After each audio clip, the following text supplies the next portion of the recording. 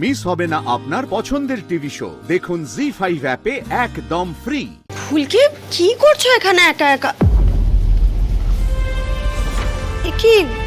এসব কি? এগুলো তো সকালবেলা করতে পারতে, এখন এই সময়? আমি পারছি না দিদি, আমি সকাল পর্যন্ত অপেক্ষা করতে পারছি না।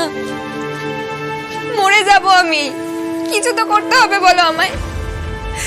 ভেতরটা তোলপাড় হয়ে যাচ্ছে আমার। ফুলকি, হেই,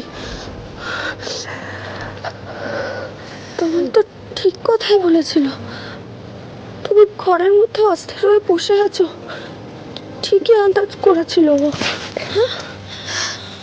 আসলে কি বলতো, তোমার দাদা তো আমার দাদা, তাই আমার কষ্টটা আন্দাজ করে ফেলে। বাকি সবাই সেভাবে বুঝতে পারে না।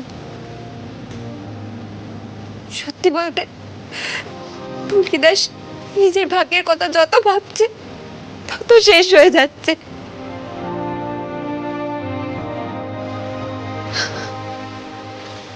মাঝে মাঝে মনে হয়, জানো তো, দিব্যি তো ছিলাম, বাড়ি বাড়ি সিলিন্ডার দিতাম। শুধু এইটুকুনি চিন্তা ছিল যে ঠিক সময় মায়ের হাতে টাকাটা তুলে দিতে হবে। ওটাই ভালো ছিল। কোথা থেকে যে মা কালী আমাকে স্যারের জীবনে এনে ফেললো। ফুলকি, এই ফুলকি, এভাবে কেন ভাবছো বলো তো? দেখো, এখন শালিনীর যে অবস্থা, তাতে তো তোমারও খারাপ লাগছে, লাগছে না? লাগছে তো দিদি, আমি কি অমানুষ? কিন্তু এটা মনে হচ্ছে, জানো তো, যে স্যার শালিনী ম্যাডামের ঘরে থাকবেন, সারা রাত ওনাকে পাহারা দেবেন। এটা তো একটা কর্তব্য। স্যার তো অপরাধ বোধে ভুগছেন, হয়তো একটু শান্তি পাবেন ম্যাডামের দেখাশোনা করতে পেরে।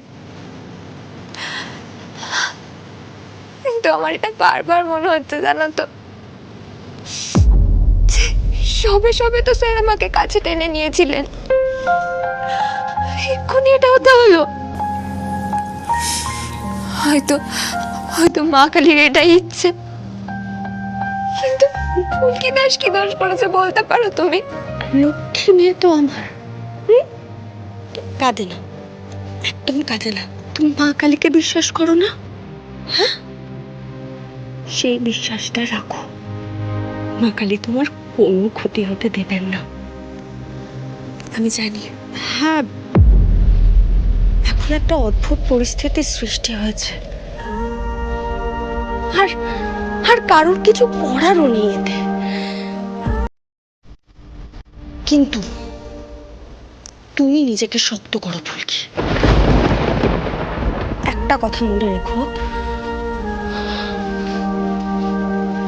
এবার কিন্তু ভাই মন থেকে অগ্নি সাক্ষী করে তোমায় বিয়েটা করেছে, কারুর কথায় নয়, কোনো বাধ্যবাধকতা থেকে নয়। জি5 ডাউনলোড করুন আর সব এপিসোড দেখুন একদম ফ্রি।